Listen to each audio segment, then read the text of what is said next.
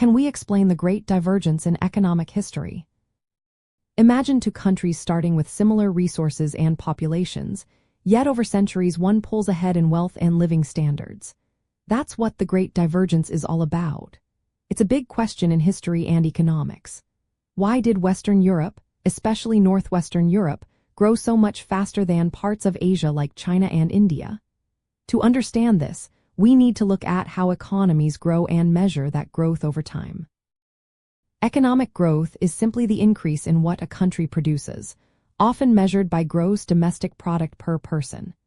The Great Divergence shows how Western Europe's output and income per person rose sharply starting around the 1700s and kept climbing through the 1800s.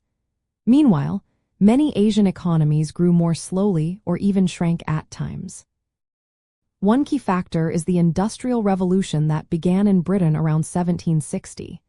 New machines, better energy sources like coal and steam, and improved manufacturing methods boosted productivity. This meant more goods could be made faster and cheaper, pushing economic output higher. Countries that adopted these innovations, like Britain, gained a big advantage. Another reason is that Northwestern Europe experienced fewer and less severe economic downturns. This stability meant they could keep growing over long periods. Countries that faced frequent crises or wars had trouble maintaining steady growth. Institutions also played a role.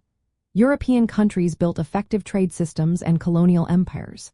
These expanded markets and gave access to resources from overseas. This helped them accumulate capital and spread new technologies faster. In contrast, some Asian regions faced ecological limits that slowed their growth. For example, resource constraints and population pressures in China and India made it harder to sustain rapid growth. Within each continent, not all regions were equal. England and the Yangtze River Delta in China were more developed early on. But Europe's core regions managed to keep their growth momentum longer, helping them stay ahead.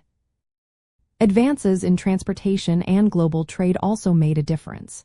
Ships and railroads reduced costs and connected markets worldwide. Western economies could sell more goods and import resources more easily, fueling their growth further. Looking at the bigger picture, the Great Divergence is about how different countries' long-term economic paths diverged. It's driven by innovation, resource use, institutions, and global trade.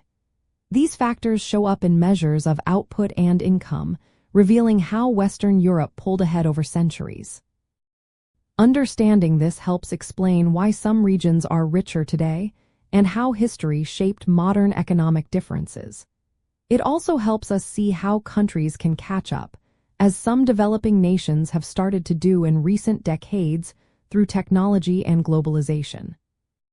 So, the Great Divergence is a complex story of how economic growth, driven by new ideas, better institutions, and global connections, led Western Europe to outpace other parts of the world in wealth and living standards over many centuries.